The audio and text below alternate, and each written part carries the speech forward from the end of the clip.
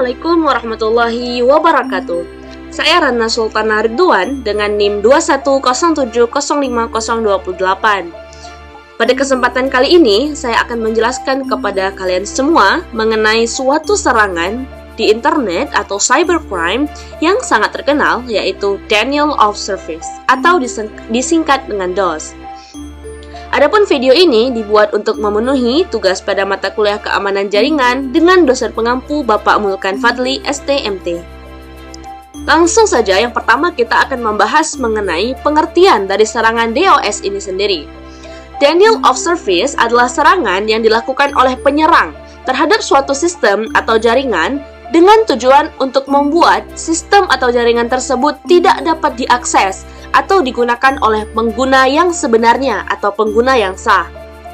Serangan Denial of Service ini dilakukan dengan cara mengirimkan sejumlah besar permintaan yang membebani sistem atau jaringan sehingga tidak dapat menangani permintaan dari pengguna yang sebenarnya.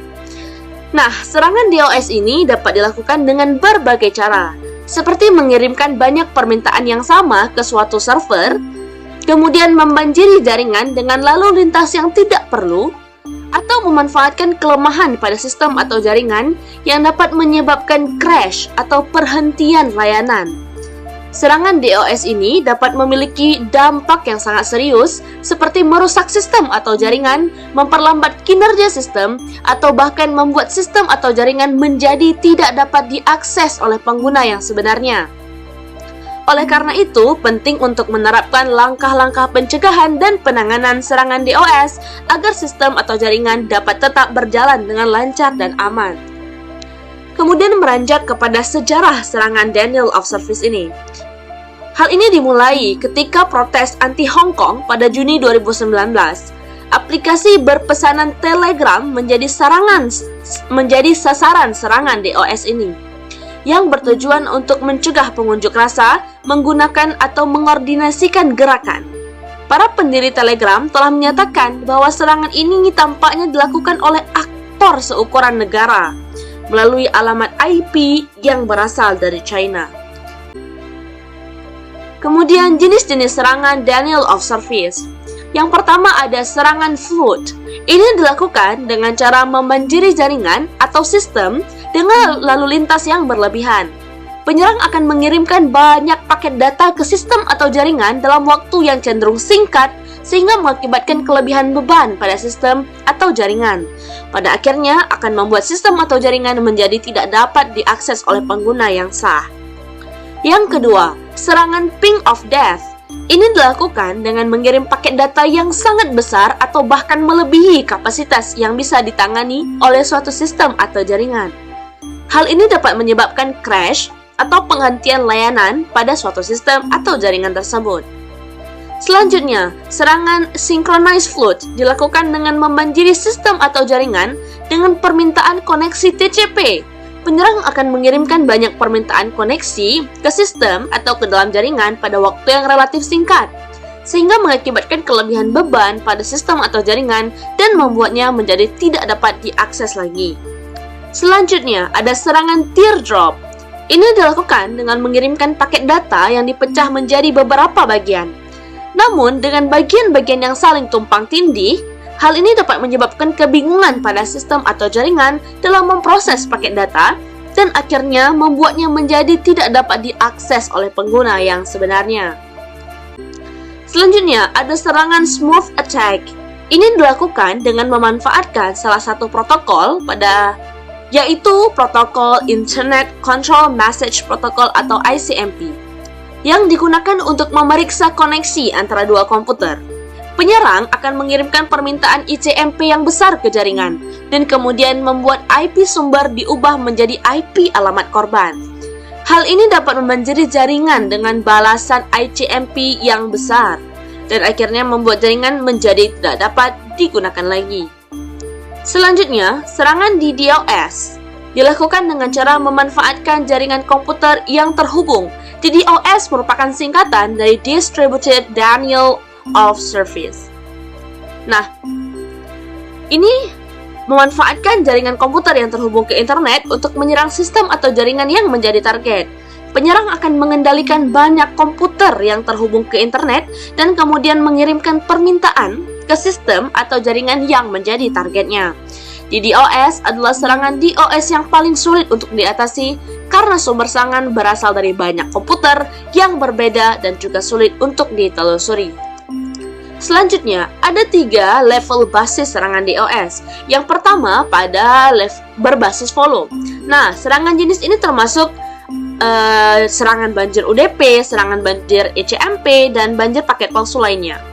Sasaran serangan adalah untuk memenuhi bandwidth situs yang diserang, dan besarnya diukur dalam bit per detik atau BPS. Selanjutnya, serangan pada basis protokol. Jenis ini termasuk diantaranya seperti banjir SYN, flag synchronize, serangan paket terfragmentasi, ping of death, smooth DDoS, dan banyak lainnya.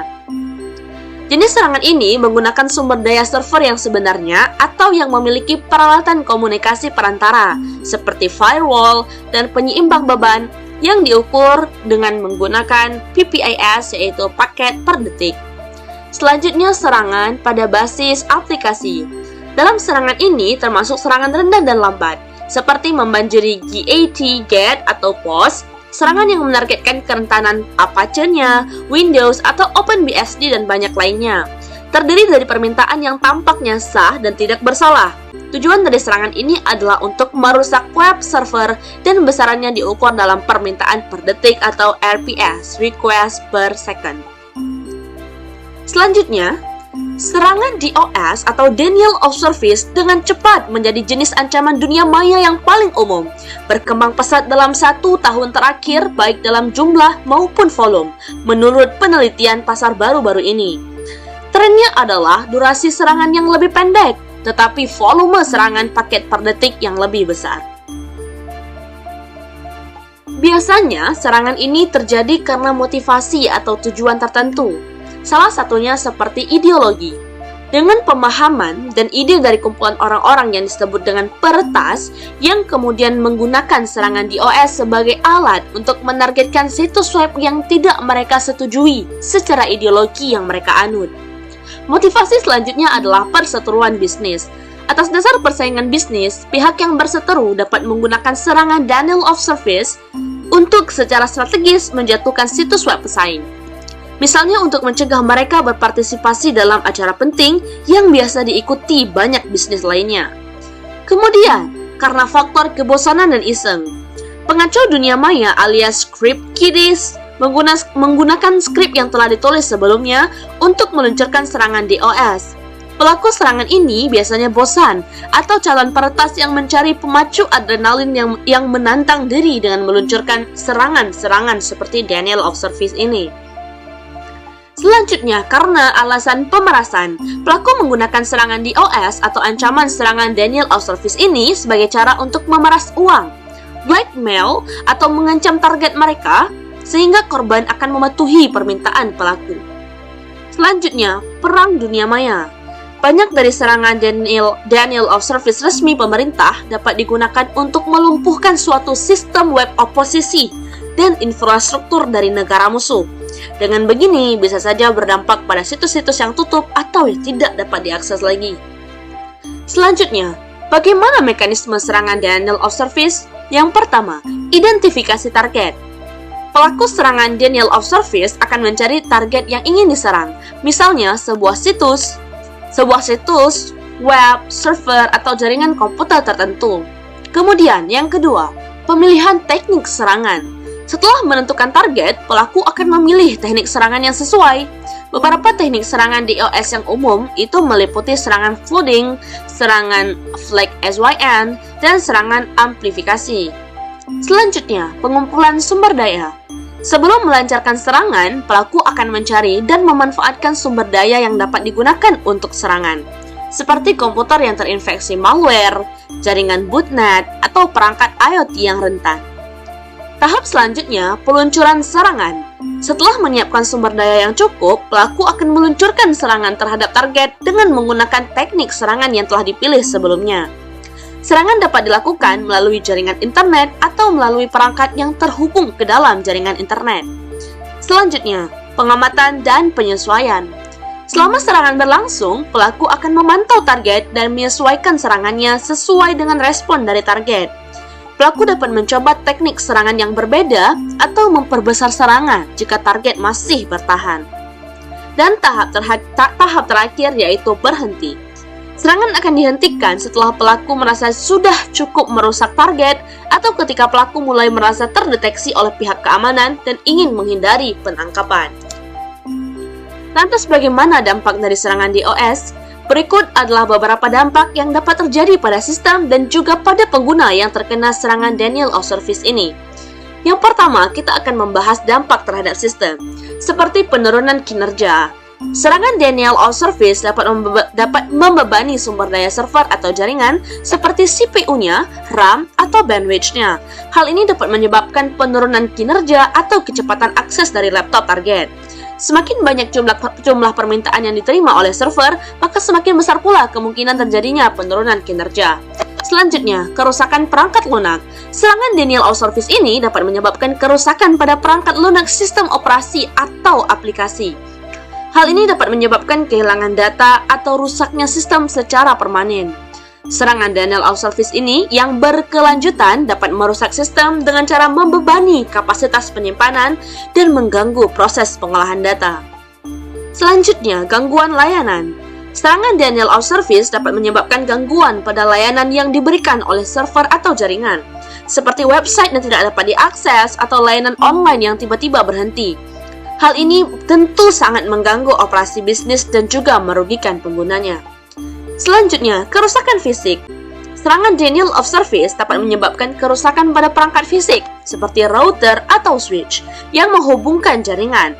Hal ini tentunya dapat mengganggu konektivitas dan menyebabkan kerusakan permanen pada perangkat tersebut. Selanjutnya, kita akan membahas dampak terhadap pengguna. Yang pertama, terjadinya gangguan layanan. Serangan denial of service dapat mengganggu akses pengguna terhadap layanan online yang dibutuhkan, seperti website ataupun aplikasi. Hal ini dapat menghambat produktivitas dan mengganggu operasi bisnis. Pada kasus yang ekstrim, serangan DOS dapat menghentikan layanan selama beberapa jam atau bahkan beberapa hari. Selanjutnya, dampaknya ialah kerugian keuangan. Serangan DOS dapat menyebabkan kerugian finansial bagi pengguna yang bergantung pada layanan online. Contohnya, jika sebuah website e-commerce tidak dapat diakses, maka akan berpotensi kehilangan pelanggan dan pendapatan. Serangan denial of service yang berkelanjutan dapat mengakibatkan kerugian yang signifikan pada bisnis. Selanjutnya, kehilangan data. Serangan denial of service dapat menyebabkan kehilangan data penting atau bahkan merusak data secara permanen. Hal ini dapat mengancam keamanan data pengguna dan menyebabkan kerugian bisnis yang sangat signifikan. Serangan denial of service dapat mengganggu proses backup data dan membuat data yang diambil menjadi tidak lengkap atau rusak. Selanjutnya, kecemasan dan ketidaknyamanan. Serangan denial of service dapat menyebabkan kecemasan dan ketidaknyamanan bagi pengguna yang merasa tidak aman atau tidak nyaman karena gangguan yang terjadi. Hal ini tentunya dapat mengurangi trust atau kepercayaan pengguna terhadap suatu sistem dan bisnis yang terkena dampaknya. Selanjutnya, kerusakan reputasi. Serangan DOS dapat mengakibatkan kerusakan reputasi bagi pengguna yang terkena dampaknya, terutama jika layanan yang terganggu sangat penting atau jika serangan tersebut terjadi secara berulang-ulang kali. Hal ini dapat membuat pengguna kehilangan kepercayaan terhadap sistem atau bisnis yang terkena dampaknya. Selanjutnya, keterbatasan akses. Serangan denial of service dapat membatasi akses pengguna ke internet atau jaringan yang dibutuhkan. Hal ini dapat mengganggu kehidupan sehari-hari dan menghambat pengguna untuk mengakses informasi atau sumber daya online yang dibutuhkan. Dampak serangan denial of service sangat merusak bagi sistem dan pengguna yang terkena dampaknya. Serangan ini dapat mempengaruhi operasi bisnis dan menyebabkan kerugian finansial. Be wise. Selanjutnya, teknik pencegahan denial of service. Berikut adalah beberapa teknik pencegahan serangan denial of service. Yang pertama ialah firewalls. Firewalls dapat membantu mencegah serangan DOS dengan memfilter lalu lintas yang masuk ke dalam jaringan. Firewall dapat memblokir lalu lintas yang tidak sah atau lalu lintas yang berasal dari sumber yang mencurigakan. Firewall juga dapat mengatur batasan dan pembatasan koneksi dalam jaringan. Yang kedua, traffic filtering. Teknik ini melibatkan penggunaan teknik filtering pada lalu lintas jaringan, seperti filter paket atau filter permintaan atau request. Teknik ini dapat membantu mencegah serangan denial of service dengan memblokir lalu lintas yang tidak sah atau lalu lintas yang berasal dari sumber yang mencurigakan. Selanjutnya, redundancy. Teknik ini melibatkan penggunaan server cadangan atau sistem backup yang dapat diaktifkan ketika server utama mengalami serangan denial of service. Teknik ini dapat membantu mempertahankan ketersediaan layanan bagi pengguna bahkan saat terjadi serangan denial of service. Selanjutnya, menggunakan load balancing. Teknik ini melibatkan penggunaan server multiple untuk membagi beban lalu lintas dan mencegah satu server menjadi terlalu banyak diakses oleh pengguna. Teknik ini membantu untuk mempertahankan ketersediaan layanan bagi pengguna bahkan ketika terjadi serangan DDoS pada suatu server. Selanjutnya, anti-distributed denial of service services. Beberapa penyedia layanan cloud atau jasa hosting menyediakan layanan anti-DDoS khusus untuk mencegah serangan DOS. Teknik ini melibatkan penggunaan teknologi canggih untuk mencegah serangan DOS dan mempertahankan ketersediaan layanan bagi pengguna. Selanjutnya, pembatasan koneksi. Teknik ini melibatkan pembatasan jumlah koneksi yang dapat dilakukan oleh pengguna ke server atau jaringan. Teknik ini dapat membantu mencegah serangan DOS dengan membatasi jumlah koneksi yang dapat dilakukan oleh pengguna. Selanjutnya, perbarui sistem. Menginstal perangkat lunak terbaru dan memperbarui sistem secara berkala dapat membantu mencegah terjadinya serangan denial of service. Perangkat lunak terbaru seringkali mengandung patch keamanan yang membantu dan juga mencegah serangan DDoS dan juga meningkatkan kinerja sistem secara keseluruhan. Selanjutnya, edukasi pengguna. Memberikan edukasi kepada pengguna tentang tata cara penggunaan internet dan memperkenalkan teknik-teknik pencegahan DDoS dapat membantu mencegah serangan DDoS yang disebabkan oleh kelalaian pengguna. Hal ini juga dapat membantu meningkatkan kesadaran keamanan informasi di kalangan pengguna internet. Selanjutnya, kita beranjak kepada kasus-kasus serangan denial of service. Kita lihat yang pertama sekali, pada tahun 2020, Amazon mengalami serangan DOS yang membuat situs webnya tidak dapat diakses oleh pengguna selama beberapa waktu. Serangan ini diduga dilakukan oleh sebuah grup peretas yang menggunakan teknik overload pada server Amazon. Selanjutnya, pada tahun 2010, PayPal mengalami serangan DOS yang membuat situs webnya tidak dapat diakses oleh pengguna selama beberapa waktu. Serangan ini dilakukan oleh kelompok peretas yang mendukung WikiLeaks, sebuah situs web yang mempublikasi informasi rahasia dari pemerintah dan organisasi-organisasi lain. Pada tahun 2016, DIN, sebuah perusahaan yang menyediakan layanan DNS (Domain Name System) untuk banyak situs web mengalami serangan DDoS yang membuat banyak situs web menjadi tidak dapat diakses oleh pengguna.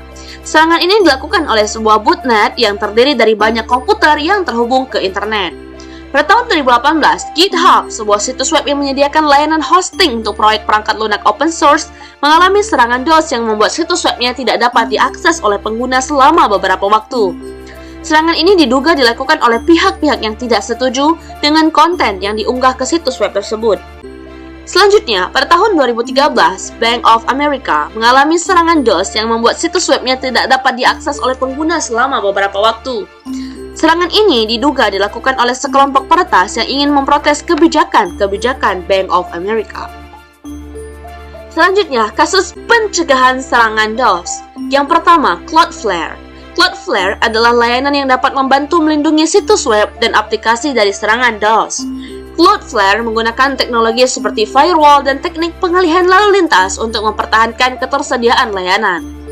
Selanjutnya, Anti-DDoS Appliances. Anti-DDoS Appliances adalah perangkat keras khusus yang digunakan untuk mencegah serangan DOS. Perangkat ini dapat membantu mengidentifikasi serangan DOS dan memblokir lalu lintas yang mencurigakan. Selanjutnya, Traffic Filtering. Teknik filtering pada lalu lintas jaringan dapat membantu mencegah serangan DOS dengan memblokir lalu lintas yang tidak sah atau lalu lintas yang berasal dari sumber yang mencurigakan. Selanjutnya, edukasi pengguna. Memberikan edukasi kepada pengguna tentang cara-cara penggunaan internet dan memperkenalkan teknik-teknik pencegahan DOS dapat membantu mencegah serangan DOS yang disebabkan oleh kelalaian pengguna. Hal ini juga dapat membantu meningkatkan kesadaran keamanan informasi di kalangan pengguna internet seperti yang sudah saya jelaskan sebelumnya. Selanjutnya, kesimpulan. Dari presentasi tentang denial of service, dapat kita simpulkan bahwa serangan denial of service ini adalah serangan yang bertujuan untuk meniadakan ketersediaan layanan atau mengganggu kinerja suatu sistem. Serangan DOS ini dapat dilakukan melalui berbagai teknik dan memiliki dampak yang signifikan terhadap sistem dan pengguna. Oleh karena itu, perusahaan dan pengguna perlu meningkatkan kesadaran tentang serangan DOS ini dan melakukan tindakan preventing atau pencegahan yang tepat untuk mengurangi risiko terjadinya serangan. Pencegahan dapat dilakukan dengan mengimplementasikan kebijakan keamanan yang ketat, memiliki sistem deteksi dini, dan melaksanakan backup data secara berkala. Dengan tindakan pencegahan yang tepat, serangan DOS dapat dicegah atau diatasi dengan lebih cepat, sehingga sistem dan layanan tetap dapat berjalan dengan baik dan aman. Demikianlah penjelasan saya terkait cybercrime, serangan denial of service. Semoga bermanfaat. Terima kasih. Wassalamualaikum warahmatullahi wabarakatuh.